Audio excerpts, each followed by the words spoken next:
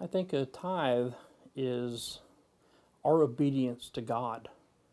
He requires us to give Him certain things because of what He has done for us. And because of the salvation that He gave us through the death of His Son, He asked for us to have these tithes. I agree. It's being faithful, being obedient. It all belongs to God anyway. When we first started coming here, it's been, 2009 now, I guess. We weren't tithing very regularly. We had plenty of money. It just wasn't going very far. We had our priorities mixed up. Right. And tithing was not the first thing where it should have been, but it didn't take us long to realize that we needed to get our priorities right. And once we did and we started tithing first, everything else literally fell into place.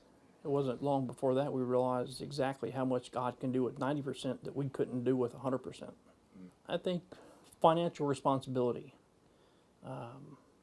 We have an obligation as Christians to be good stewards. And it all starts with giving back in obedience to God. And as Christians, people look to us and look at what we do with our lives. And if we're not being faithful in what we know to be right, how can we ever expect to minister to other people about tithing and being faithful as well? I think the biggest thing that happened to us is we were doing our regular 10% that we normally would do. But we found out that because of that, He was blessing us in other ways. And not only did we have extra money now that we didn't have before, we could increase the amount that we were giving. And not only that, we were giving more of our time. Because it's just not about money, it's about the time that we give to the Lord. The one-on-one time that we have, that we can now do things with each other that we couldn't afford to do before.